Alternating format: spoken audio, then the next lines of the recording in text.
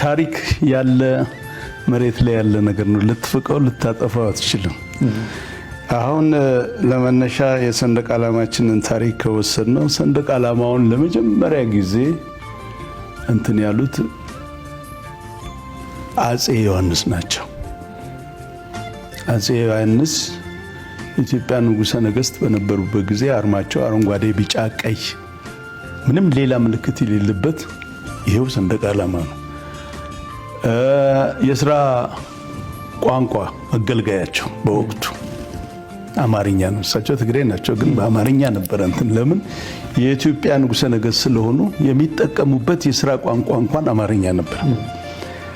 አፄ ምኒልክ ሲመጡ ይሄንኑ ሰንደቅ ዓላማ ብሔራዊ ሰንደቅ ዓላማ አድርጎ ነው የተጠቀሙት። አረንጓዴ፣ ቢጫ፣ ቀይ ምንም ነገር ሌላ ላውሌ የሌለ ቀጠለ። ታሪክ ነው የነበረውን አልፋቁትም። ቀጠለ። አፄ ኃይለ ሥላሴ መጡ። አፄ ኃይለ ሥላሴም እንደመጡ የኢትዮጵያ ብሔራዊ ሰንደቅ ዓላማ አረንጓዴ፣ ቢጫ፣ ቀይ ምንም ምልክት የሌለበት ነው። ግን ጃንሆይ የራሳቸውን የንጉሠ ነገሥቱ ሰንደቅ ዓላማ ላውሌ አርማ ያለው አሁን ዘውድ ያለው አይተን እንደሆነ እሱን አደረጉት። ያ የንጉሠ ነገሥቱ ሰንደቅ ዓላማ ነው።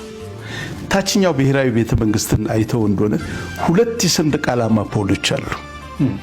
በስተቀኙ ላይ ሁሌም የሚሰቀለው አረንጓዴ፣ ቢጫ፣ ቀይ ምንም ምልክት የሌለበት የኢትዮጵያ ብሔራዊ ሰንደቅ ዓላማ ነው። በስተግራ በኩል ፖሉ ላይ የሚወጣው የንጉሠ ነገሥቱ አርማ ያለበት ባለ እርገፍ ወርቃ ዘቦ ዙሪያው ያለው እሱ ይሰቀላል። ጃንሆይ ለጉብኝት ወደ ውጭ ሀገር ሲሄዱ ይሄኛው ሰንደቅ ዓላማ ይወርዳል፣ የእሳቸው ምልክት ያለበት። በሚሄዱበት ሀገር መኪናቸው ላይ ትንሿ ሰንደቅ ዓላማ እዛ ላይ ትደረጋለች። እኛ አሁን ጃንሆይ አገር ውስጥ ያለ መኖራቸውን የምናውቀው ያ ሰንደቅ ዓላማ አንተ ጋር ጃንሆይ ለካ ውጭ ሄዷል ነበር። ደርግ ቀጠለ። በ1980 ዓመተ ምህረት ደርግም እንደዚሁ ነው የተጠቀመው። በ80 ዓመተ ምህረት ኢሰፓን ፎርም አፕ ካረገ በኋላ አዋጅ ቁጥር 3 ዝባር 80 በ1980 ዓመተ ምህረት አወጣ። ሁለት አንድ የኢትዮጵያ ሰንደቅ ዓላማ ምንም ምልክት የሌለበት የት ቦታ ላይ እንትን እንደሚውል አርማ የሱ የኢሰፓ አርማ ያለበት ደግሞ ምን ላይ እንደሚውል ራሱ አዋጅ አወጣ።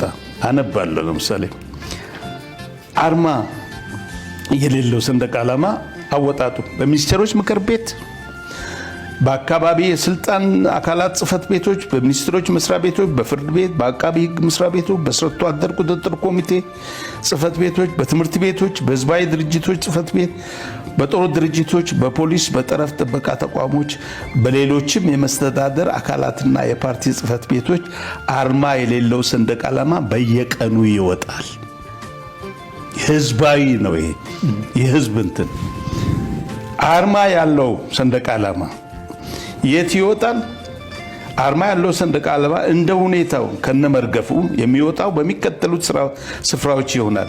ብሔራዊ ሸንጎ ስብሰባ ሲካሄድ በቅጥር ግቢው አደባባይ፣ በመንግስት ምክር ቤት ግቢ አደባባይ፣ ፕሬዝዳንቱ በከተማ ባለበት ቀናት ልባል በከተማ ባለበት ቀናትና በሪፐብሊኩ ፕሬዝዳንት ጽህፈት ቤትና መኖሪያ ቤቶች ህንፃ ላይ እንትን ይላል። ይሄ ማለት ምንድነው?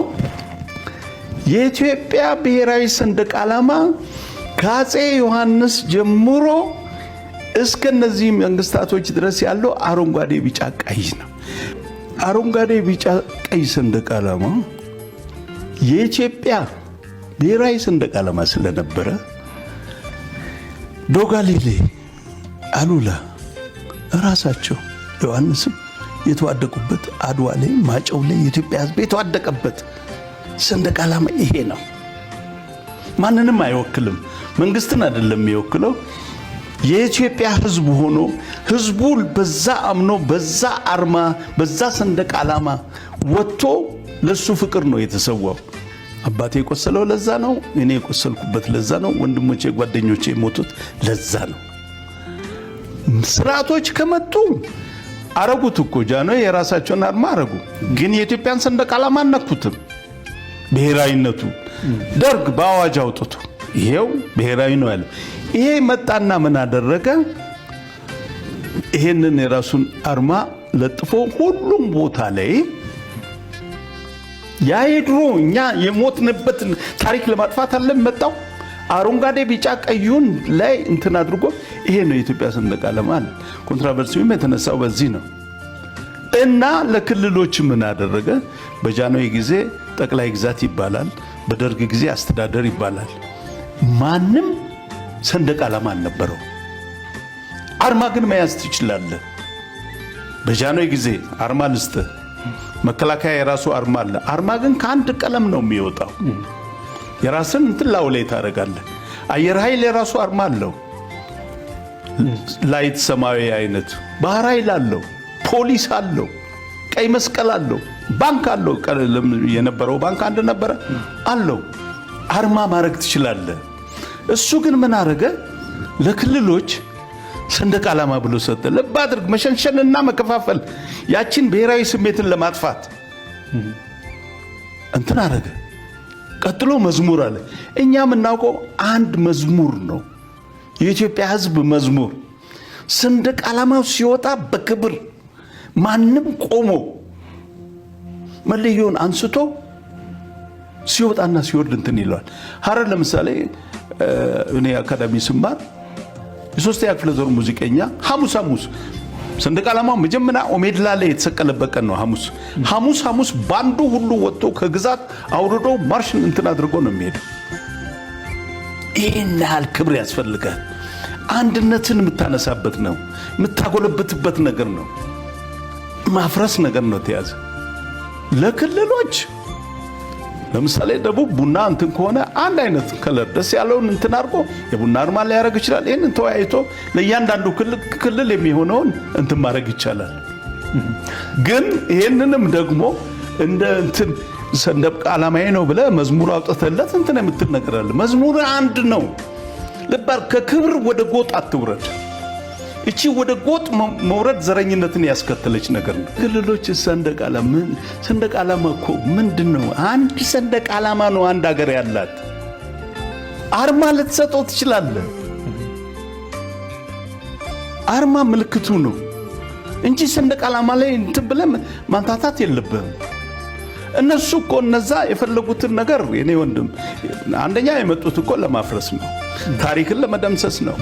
የነበረውን ታሪክ እንትን እያጠፉ ጨርቅስ ነው ብሎት አልነበረም እንዴ? ጨርቅ እኮ ብሎት ነበር እኮ። ስንት ጀግና የሞተበትን እንትን ጨርቅ ብሎ ነበር ያ ርጉም